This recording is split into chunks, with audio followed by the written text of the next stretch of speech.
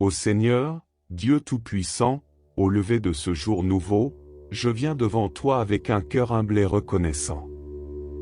Comme il est dit dans tes saintes Écritures. Le Seigneur, l'Éternel, m'a donné une langue exercée, pour que je sache soutenir par la parole celui qui est abattu. Il éveille chaque matin, il éveille mon oreille, pour que j'écoute comme écoutent des disciples. Isaïe chapitre 50 verset 4. Éveille en moi, Seigneur, cette oreille attentive qui entend ta voix dès les premières lueurs du jour. Que chaque matin soit une nouvelle opportunité pour moi de recevoir ta sagesse, ta direction et ta paix. Donne-moi, je te prie, une langue exercée pour parler avec douceur et discernement, pour encourager ceux qui sont abattus et pour porter ta lumière là où règne l'obscurité. Seigneur, que mes premières pensées te soient consacrées. Que ma journée commence dans ta présence, où je trouve force, courage et réconfort. Guide chacun de mes pas, que chaque action et chaque parole soient inspirées par ton amour et ta volonté parfaite. Fais de moi un instrument de ta paix, un messager de ton amour, et un serviteur fidèle dans tout ce que j'accomplis aujourd'hui. Que ta volonté soit faite dans ma vie, comme elle est faite dans les cieux. Je te prie de renouveler mes forces ce matin, de m'éclairer par ton esprit, et de m'accorder la grâce de te servir avec joie et fidélité tout au long de cette journée.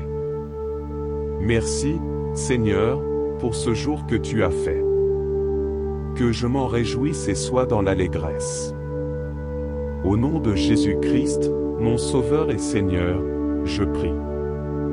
Amen.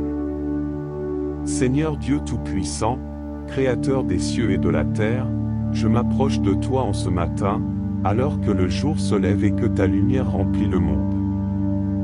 C'est dans la tranquillité de l'aube que je trouve mon refuge en toi, car tu es ma force, mon rocher, mon salut.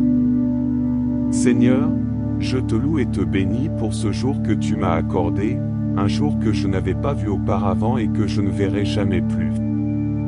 En ce jour, je viens chercher ta face, car tu as dit dans tes saintes Écritures, cherchez premièrement le royaume de Dieu et sa justice, et toutes ces choses vous seront données par-dessus. Matthieu chapitre 6, verset 33.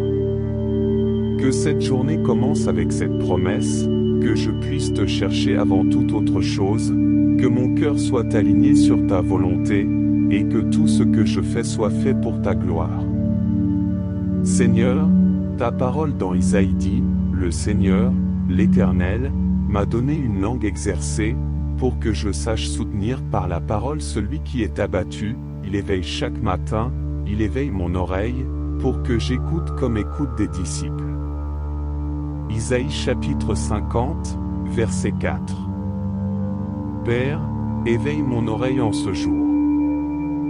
Que je sois attentif à ta voix, que je puisse discerner ta volonté pour ma vie. Donne-moi la sagesse, non seulement pour comprendre ta parole, mais aussi pour la vivre pleinement. Aide-moi à parler avec une langue exercée, pleine de grâce et de vérité. Que mes paroles soient des paroles de vie, des paroles qui encouragent, qui relèvent ceux qui sont abattus, et qui portent la lumière de ton amour dans les ténèbres de ce monde. Que je sois un reflet de ta bonté, un ambassadeur de ton royaume, prêt à témoigner de ta grandeur en toute occasion. Père Céleste, je te demande aussi de renouveler ma force comme celle de l'aigle, pour que je puisse courir sans me lasser, marcher sans me fatiguer, et accomplir avec joie toutes les tâches que tu as préparées pour moi en ce jour. Comme il est écrit, mais ceux qui se confient en l'Éternel renouvellent leur force. Ils prennent le vol comme les aigles, ils courent, et ne se lassent point, ils marchent, et ne se fatiguent point. Ésaïe chapitre 40, verset 31. Que cette promesse soit vivante en moi aujourd'hui, que je puisse avancer avec assurance, sachant que tu es avec moi à chaque instant. Seigneur, je te confie toutes mes préoccupations, mes craintes et mes fardeaux en ce matin. Tu as dit dans ta parole, ne vous inquiétez de rien, mais en toute chose faites connaître vos besoins à Dieu par des prières et des supplications, avec des actions de grâce. Et la paix de Dieu, qui surpasse toute intelligence, gardera vos cœurs et vos pensées en Jésus-Christ. Philippiens chapitre 4, versets 6 à 7. Je remets donc entre tes mains tout ce qui pourrait troubler mon esprit ou alourdir mon cœur. Je te prie pour ta paix, cette paix qui dépasse toute compréhension, qu'elle inonde mon être et qu'elle règne dans chaque situation que je rencontrerai aujourd'hui. Père, je te demande de m'accorder ta protection tout au long de cette journée. Comme le dit le psaume, car il ordonnera à ses anges de te garder dans toutes tes voies, ils te porteront sur les mains, de peur que ton pied ne heurte contre une pierre. Psaume 91, versets 11 à 12. Envoie tes anges autour de moi, Seigneur, pour me garder dans chacune de mes voies. Que je sois sous ta protection divine, à l'abri de tout mal, des pièges de l'ennemi, et des dangers visibles et invisibles. Je te prie aussi pour ceux qui sont dans ma vie, ma famille, mes amis, et tous ceux que tu as placés autour de moi. Protège-les, bénis-les, et guide-les dans tes voies. Que chacun d'eux puisse aussi entendre ta voix, sentir ta présence, et marcher dans la lumière de ton amour. Que notre communion soit toujours renforcée par ton Esprit Saint, et que nous puissions ensemble te glorifier en tout. En ce matin, Seigneur, je te prie de me donner un cœur pur, un esprit renouvelé, et un amour sincère pour toi et pour mon prochain. Que je puisse pardonner comme tu m'as pardonné, aimer comme tu m'as aimé, et servir comme Jésus a servi. Que la douceur, la patience, et la bienveillance soient les fruits de l'Esprit qui se manifestent en moi aujourd'hui. Seigneur, je te remercie pour ce jour, pour ta fidélité qui est grande, pour tes miséricordes qui se renouvellent chaque matin. Comme il est écrit, les bontés de l'Éternel ne sont pas épuisées, ses compassions ne sont pas à leur terme, elles se renouvellent chaque matin.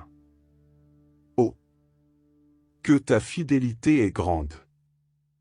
Lamentations chapitre 3, versets 22 à 23. Que je puisse marcher dans cette vérité aujourd'hui, confiant que ton amour m'accompagne à chaque instant. Père, je te remets tout ce que je suis, tout ce que j'ai, et tout ce que je fais en ce jour. Que ta volonté soit faite, non la mienne. Que tu sois glorifié dans ma vie. Que je sois un instrument de paix, un porteur de ta lumière, un témoin fidèle de ta grâce.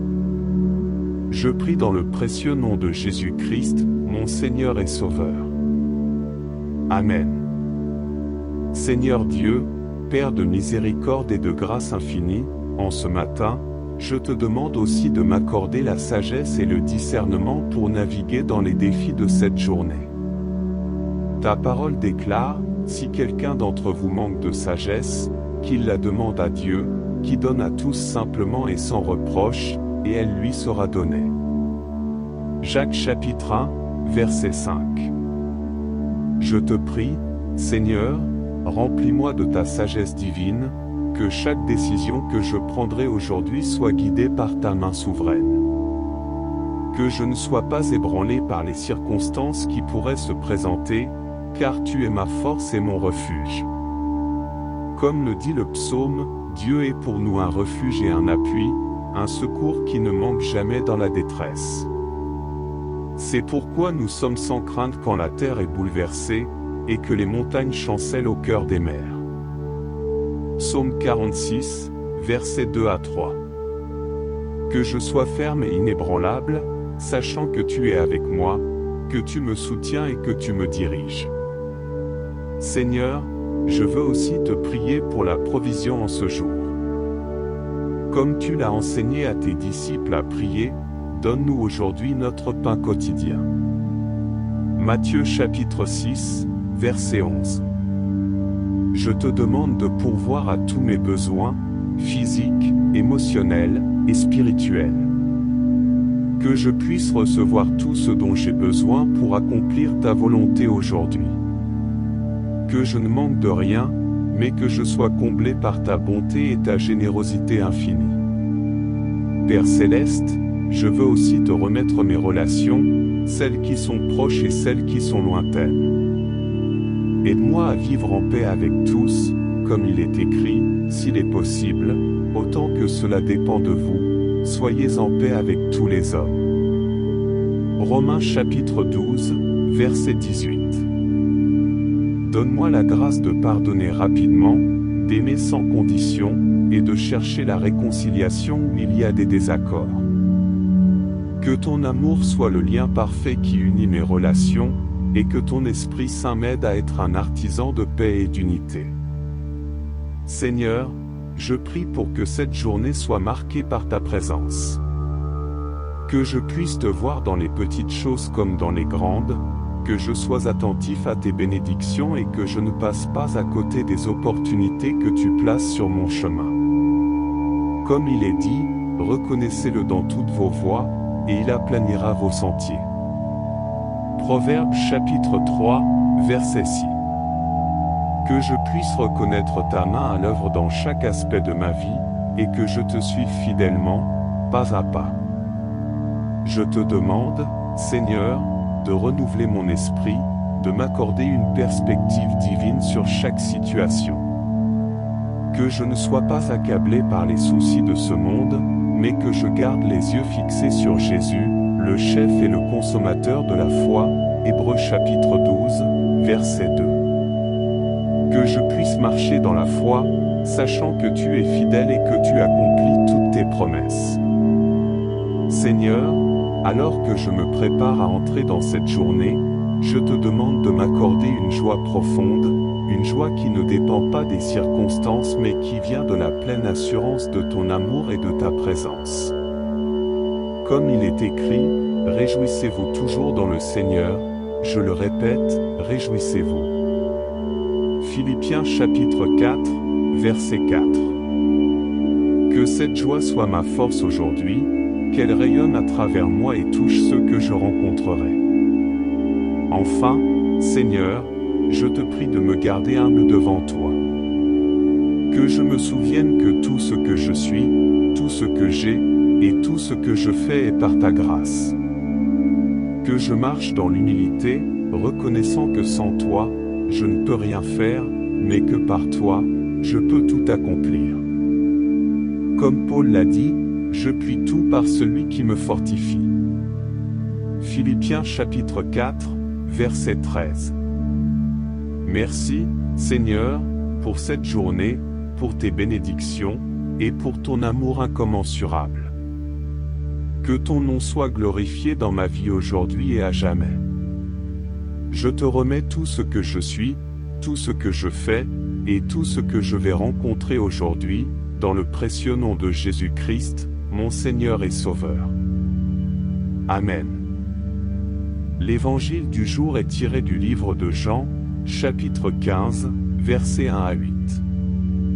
Ce passage nous plonge dans une métaphore profonde où Jésus se compare au vrai CEP, et nous, ses disciples, au sarment.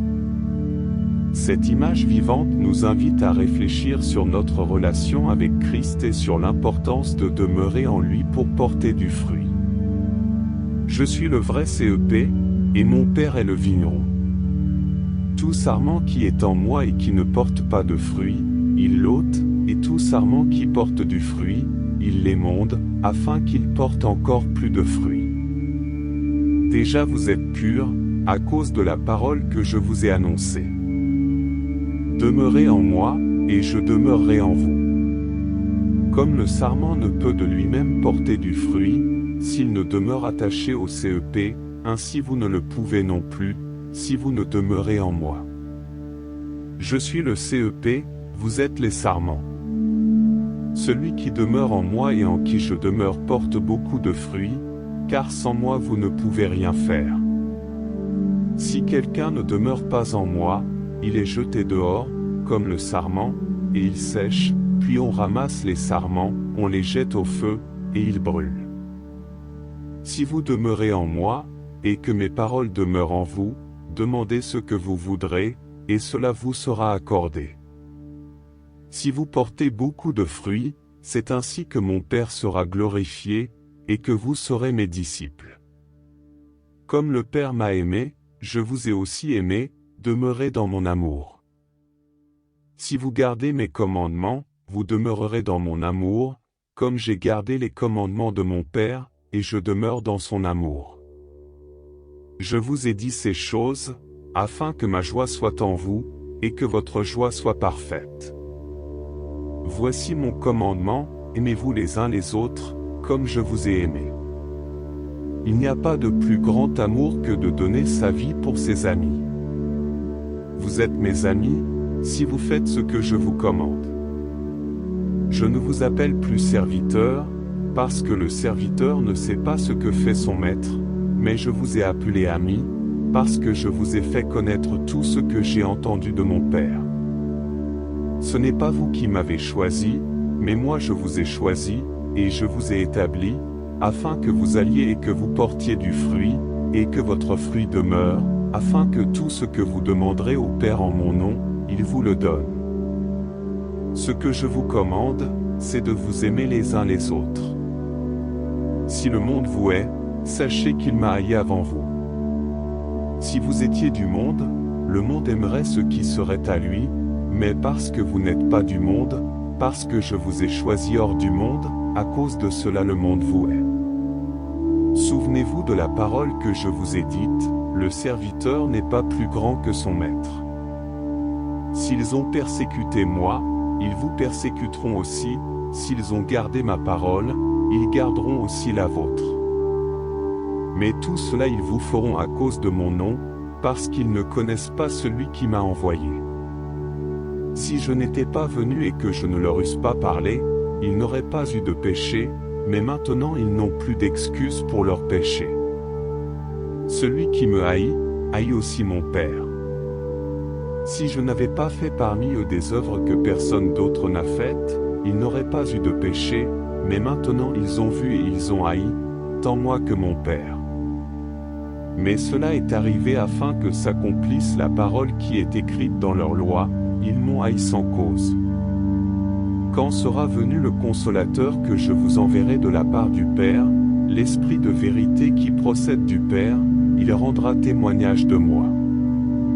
Et vous aussi, vous rendrez témoignage, parce que vous êtes avec moi depuis le commencement. L'évangile du jour est tiré du livre de Jean, chapitre 15. Ce passage est essentiel pour comprendre la relation profonde que Jésus souhaite entretenir avec ses disciples. En utilisant la métaphore du cep et des sarments, Jésus nous enseigne sur la nécessité de demeurer en lui pour porter du fruit, sur l'importance de l'amour et de l'obéissance, ainsi que sur les défis de la persécution. Ce chapitre offre une vision complète de ce que signifie vivre en communion avec Christ et comment cela transforme notre vie. Jean chapitre 15, versets 1 à 8, la métaphore du cep et des sarments. Versets 1 à 2, je suis le vrai cep, et mon Père est le vigneron. Tout sarment qui est en moi et qui ne porte pas de fruit, il l'ôte, et tout sarment qui porte du fruit, il l'émonde, afin qu'il porte encore plus de fruits. Jésus commence par une affirmation puissante, il est le vrai cep, celui qui donne la vie et la vitalité au sarment. Dieu le Père, en tant que vigneron, a un rôle crucial dans la gestion de la vigne. Il enlève les sarments qui ne portent pas de fruits et émonde ceux qui portent du fruit pour qu'ils puissent en porter davantage. Cette image illustre notre dépendance totale à Christ pour notre croissance spirituelle. Les épreuves et les difficultés que nous rencontrons sont parfois l'œuvre de Dieu pour nous purifier et nous préparer à porter encore plus de fruits pour son royaume.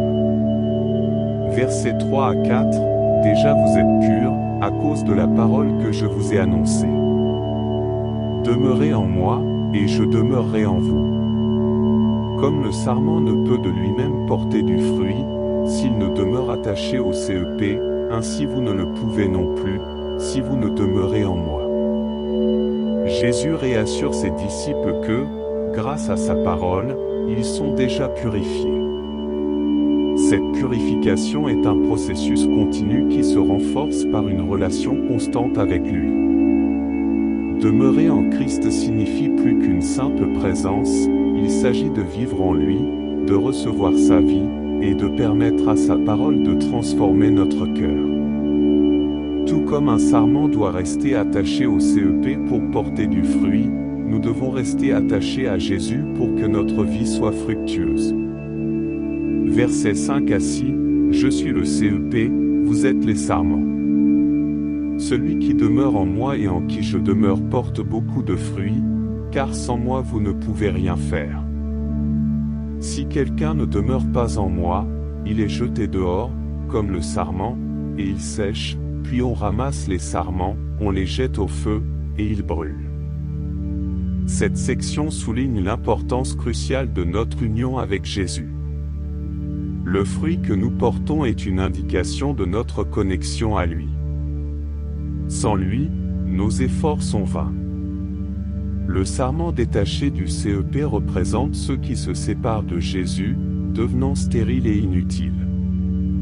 Cette image du feu symbolise le jugement final, un avertissement sérieux pour nous encourager à rester en Christ pour éviter la séparation spirituelle et la perte de notre vitalité chrétienne. Versets 7 à 8, si vous demeurez en moi, et que mes paroles demeurent en vous, demandez ce que vous voudrez, et cela vous sera accordé. Si vous portez beaucoup de fruits, c'est ainsi que mon Père sera glorifié, et que vous serez mes disciples. Le fait de demeurer en Christ et de laisser sa parole demeurer en nous conduit à une relation où nos désirs et nos prières sont alignés avec la volonté de Dieu. Dans cette relation, nos demandes seront accordées, non pas parce que nous recevons tout ce que nous demandons, mais parce que notre volonté est alignée avec celle de Dieu. Le but de tout cela est de glorifier le Père, et en portant du fruit, nous prouvons que nous sommes ses véritables disciples. Jean chapitre 15, versets 9 à 17, l'amour et l'obéissance. Verset septembre 2010, comme le Père m'a aimé, je vous ai aussi aimé, demeurez dans mon amour. Si vous gardez mes commandements, vous demeurerez dans mon amour, comme j'ai gardé les commandements de mon Père, et je demeure dans son amour. L'amour de Jésus pour ses disciples est un modèle de l'amour divin. Il nous invite à demeurer dans cet amour en gardant ses commandements. L'obéissance à ses commandements est le moyen par lequel nous demeurons dans son amour, tout comme Jésus a gardé les commandements de son Père. Cette obéissance ne doit pas être vue comme une contrainte, mais comme une réponse naturelle à l'amour que nous recevons de lui. Verset novembre 2013, je vous ai dit ces choses, afin que ma joie soit en vous, et que votre joie soit parfaite. Voici mon commandement, aimez-vous les uns les autres, comme je vous ai aimé. Il n'y a pas de plus grand amour que de donner sa vie pour ses amis. Jésus souhaite que nous vivions dans une joie parfaite, une joie qui découle de notre communion avec lui et de notre obéissance à ses commandements. Le commandement central est d'aimer les autres comme il nous a aimés. Cet amour est sacrificiel et désintéressé, illustré par le fait de donner sa vie pour ses amis. En suivant ce commandement, nous expérimentons une joie qui est complète et transformante. Versets 14 à 15, vous êtes mes amis, si vous faites ce que je vous commande. Je ne vous appelle plus serviteur, parce que le serviteur ne sait pas ce que fait son maître, mais je vous ai appelé amis, parce que je vous ai fait connaître tout ce que j'ai entendu de mon Père. Jésus nous appelle amis, non seulement serviteurs, parce que nous avons accès à une connaissance profonde de la volonté de Dieu. L'amitié avec Jésus est caractérisée par la révélation de ses intentions et de ses plans. En obéissant à ses commandements, nous affirmons cette relation d'amitié et partageons sa vision pour le monde. Versets 16 à 17, ce n'est pas vous qui m'avez choisi, mais moi je vous ai choisi, et je vous ai établi, afin que vous alliez et que vous portiez du fruit, et que votre fruit demeure, afin que tout ce que vous demanderez au Père en mon nom, il vous le donne. Ce que je vous commande, c'est de vous aimer les uns les autres. Jésus nous rappelle que c'est lui qui nous a choisis et établis pour porter du fruit. Cette sélection n'est pas le fruit de nos efforts mais un acte de grâce divine. Nous avons la promesse que nos demandes seront exaucées si nous agissons dans son nom, c'est-à-dire en accord avec sa volonté. L'amour réciproque est au cœur de notre mission et de notre vie chrétienne. Jean chapitre 15, versets 18 à 27, le monde et la persécution. Versets 18 à 21, si le monde vous hait, sachez qu'il m'a haï avant vous. Si vous étiez du monde, le monde aimerait ce qui serait à lui, mais parce que vous n'êtes pas du monde, parce que je vous ai choisi hors du monde, à cause de cela le monde vous hait. Souvenez-vous de la parole que je vous ai dite, le serviteur n'est pas plus grand que son maître. S'ils ont persécuté moi, ils vous persécuteront aussi, s'ils ont gardé ma parole, ils garderont aussi la vôtre. Mais tout cela ils vous feront à cause de mon nom, parce qu'ils ne connaissent pas celui qui m'a envoyé. Jésus avertit ses disciples que leur fidélité à lui entraînera de la haine et de la persécution de la part du monde. Cette hostilité est le résultat de leur séparation des valeurs et des principes du monde. Il nous prépare à faire face à ces difficultés en nous rappelant que nous ne sommes pas plus grands que lui, notre Maître. Le monde ne comprendra pas et n'acceptera pas ceux qui vivent selon la vérité divine. Versets 22 à 25, si je n'étais pas venu et que je ne leur eusse pas parlé, ils n'auraient pas eu de péché, mais maintenant ils n'ont plus d'excuse pour leur péché. Celui qui me haït, haït aussi mon Père. Si je n'avais pas fait parmi eux des œuvres que personne d'autre n'a faites, ils n'auraient pas eu de péché, mais maintenant ils ont vu et ils ont haï, tant moi que mon Père. Mais cela est arrivé afin que s'accomplisse la parole qui est écrite dans leur loi, ils m'ont haï sans cause. Jésus explique que sa venue et ses œuvres ont révélé le péché du monde et que, par conséquent, il n'y a plus d'excuse pour celui-ci. L'hostilité envers lui est une hostilité envers Dieu le Père. Ce rejet est une réalisation de la prophétie que Jésus serait haï sans raison. En tant que disciples, nous devons nous attendre à vivre des expériences similaires. Versets 26 à 27, quand sera venu le consolateur que je vous enverrai de la part du Père, l'Esprit de vérité qui procède du Père, il rendra témoignage de moi. Et vous aussi, vous rendrez témoignage, parce que vous êtes avec moi depuis le commencement. Jésus promet l'envoi du Saint-Esprit, le Consolateur, pour soutenir et guider les disciples dans leur témoignage. L'Esprit de vérité sera leur aide et leur force face aux défis du monde.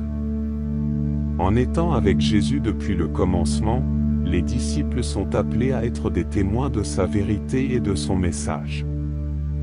Jean chapitre 15 est un passage riche et profond qui nous enseigne la nécessité de demeurer en Christ pour porter du fruit, l'importance de l'amour et de l'obéissance dans notre relation avec lui, et la réalité de la persécution pour ceux qui vivent selon les valeurs du royaume de Dieu. En méditant sur ces vérités, nous sommes appelés à examiner notre relation avec Jésus, à vivre dans son amour, et à témoigner courageusement de sa vérité, tout en sachant que le Saint-Esprit nous accompagne dans notre marche chrétienne. Que cette méditation nous inspire à demeurer fermement en Christ, à aimer les autres comme il nous a aimés, et à être prêts à affronter les défis du monde avec une foi et une espérance renouvelées. Amen. L'évangile du jour est tiré du livre de Jean, chapitre 15, versets 1 à 8. Ce passage nous plonge dans une métaphore profonde où Jésus se compare au vrai CEP, et nous, ses disciples, au sarment. Cette image vivante nous invite à réfléchir sur notre relation avec Christ et sur l'importance de demeurer en lui pour porter du fruit. Je suis le vrai CEP, et mon Père est le vigneron. Tout sarment qui est en moi et qui ne porte pas de fruit, il l'ôte, et tout sarment qui porte du fruit, il l'émonde, afin qu'il porte encore plus de fruits. Déjà vous êtes purs, à cause de la parole que je vous ai annoncée. Demeurez en moi, et je demeurerai en vous. Comme le sarment ne peut de lui-même porter du fruit, s'il ne demeure attaché au CEP, ainsi vous ne le pouvez non plus, si vous ne demeurez en moi. Je suis le CEP, vous êtes les sarments. Celui qui demeure en moi et en qui je demeure porte beaucoup de fruits, car sans moi vous ne pouvez rien faire. Si quelqu'un ne demeure pas en moi, il est jeté dehors, comme le sarment, et il sèche, puis on ramasse les sarments, on les jette au feu, et ils brûlent. Si vous demeurez en moi, et que mes paroles demeurent en vous, demandez ce que vous voudrez, et cela vous sera accordé. Si vous portez beaucoup de fruits, c'est ainsi que mon Père sera glorifié, et que vous serez mes disciples. Comme le Père m'a aimé, je vous ai aussi aimé, demeurez dans mon amour. Si vous gardez mes commandements, vous demeurerez dans mon amour, comme j'ai gardé les commandements de mon Père, et je demeure dans son amour. Je vous ai dit ces choses, afin que ma joie soit en vous, et que votre joie soit parfaite.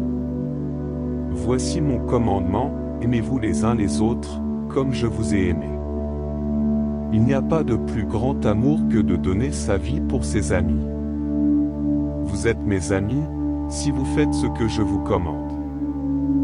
Je ne vous appelle plus serviteur, parce que le serviteur ne sait pas ce que fait son maître, mais je vous ai appelé amis, parce que je vous ai fait connaître tout ce que j'ai entendu de mon Père.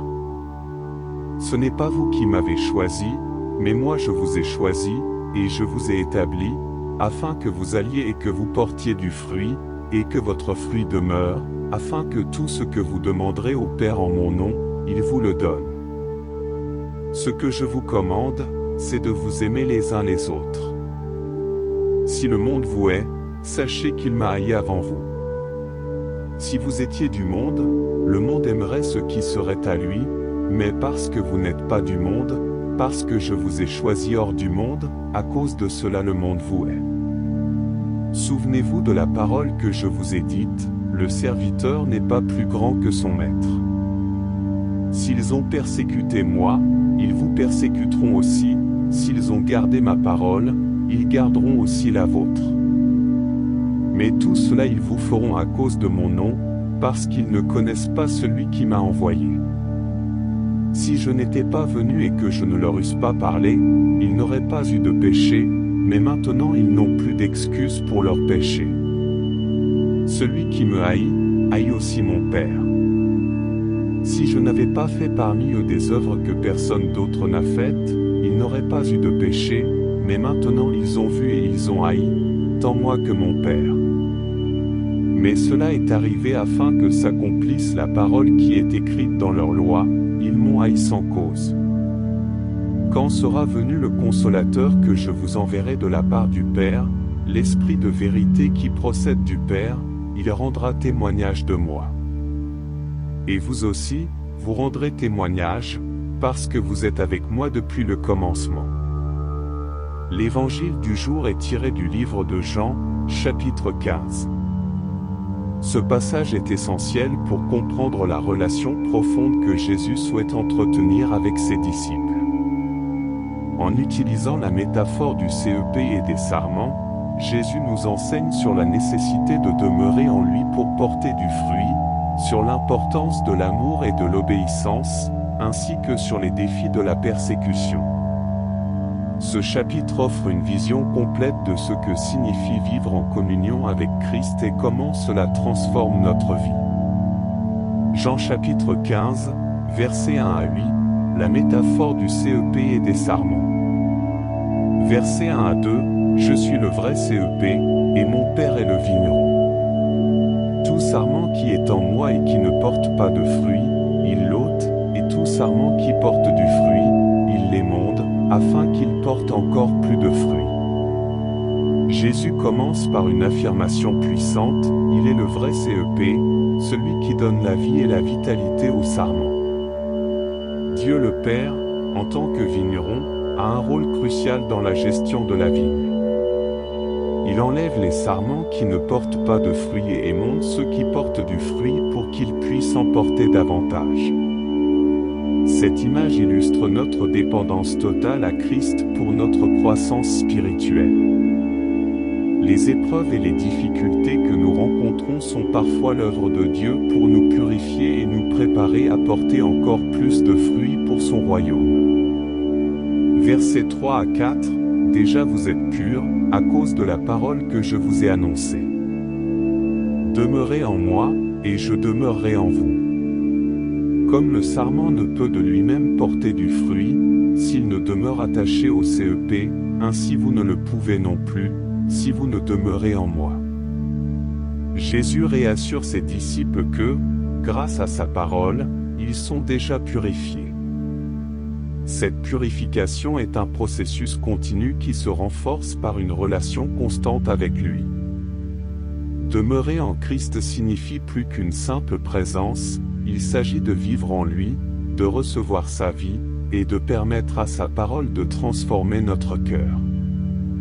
Tout comme un sarment doit rester attaché au CEP pour porter du fruit, nous devons rester attachés à Jésus pour que notre vie soit fructueuse. Versets 5 à 6, je suis le CEP, vous êtes les sarments. Celui qui demeure en moi et en qui je demeure porte beaucoup de fruits, car sans moi vous ne pouvez rien faire. Si quelqu'un ne demeure pas en moi, il est jeté dehors, comme le sarment, et il sèche, puis on ramasse les sarments, on les jette au feu, et ils brûlent. Cette section souligne l'importance cruciale de notre union avec Jésus. Le fruit que nous portons est une indication de notre connexion à lui. Sans lui, nos efforts sont vains. Le sarment détaché du CEP représente ceux qui se séparent de Jésus, devenant stériles et inutiles.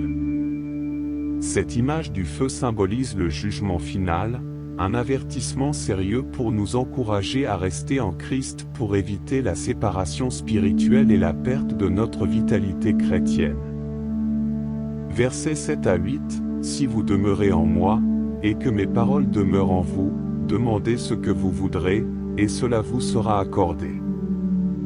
Si vous portez beaucoup de fruits, c'est ainsi que mon Père sera glorifié, et que vous serez mes disciples.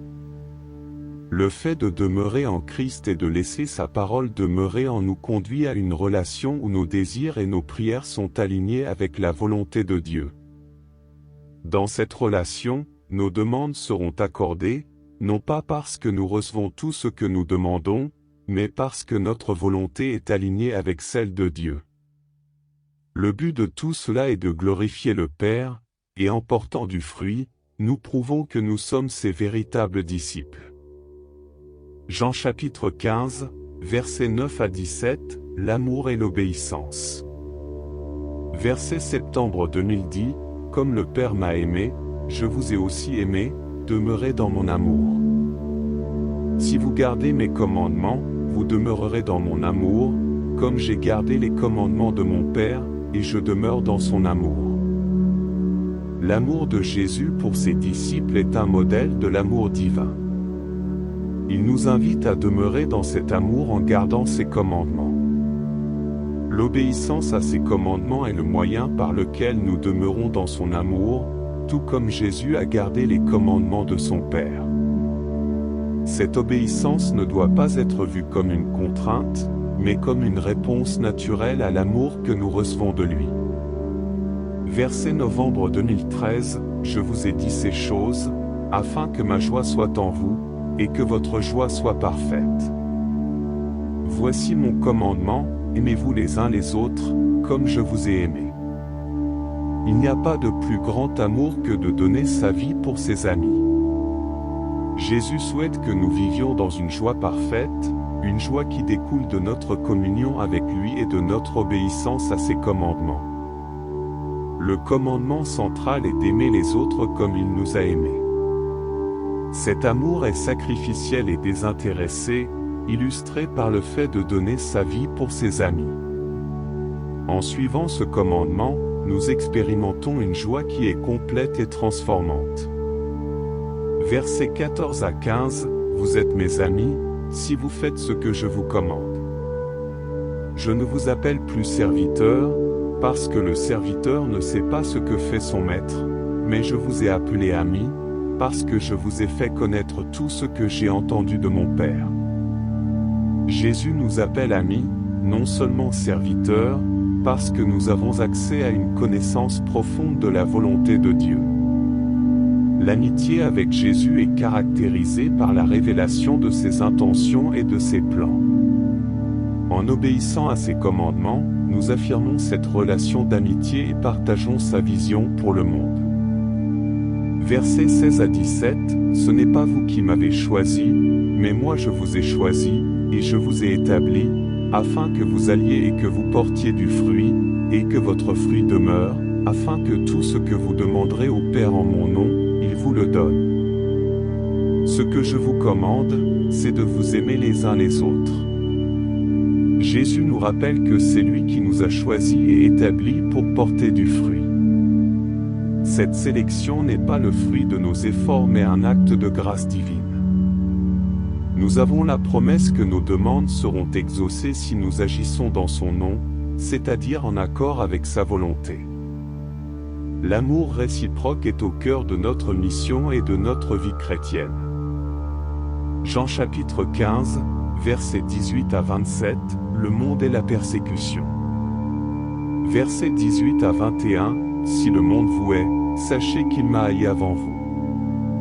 Si vous étiez du monde, le monde aimerait ce qui serait à lui, mais parce que vous n'êtes pas du monde, parce que je vous ai choisi hors du monde, à cause de cela le monde vous hait. Souvenez-vous de la parole que je vous ai dite, le serviteur n'est pas plus grand que son maître. S'ils ont persécuté moi, ils vous persécuteront aussi, s'ils ont gardé ma parole, ils garderont aussi la vôtre. Mais tout cela ils vous feront à cause de mon nom, parce qu'ils ne connaissent pas celui qui m'a envoyé. Jésus avertit ses disciples que leur fidélité à lui entraînera de la haine et de la persécution de la part du monde. Cette hostilité est le résultat de leur séparation des valeurs et des principes du monde. Il nous prépare à faire face à ces difficultés en nous rappelant que nous ne sommes pas plus grands que lui, notre Maître. Le monde ne comprendra pas et n'acceptera pas ceux qui vivent selon la vérité divine. Versets 22 à 25, si je n'étais pas venu et que je ne leur eusse pas parlé, ils n'auraient pas eu de péché, mais maintenant ils n'ont plus d'excuses pour leurs péchés.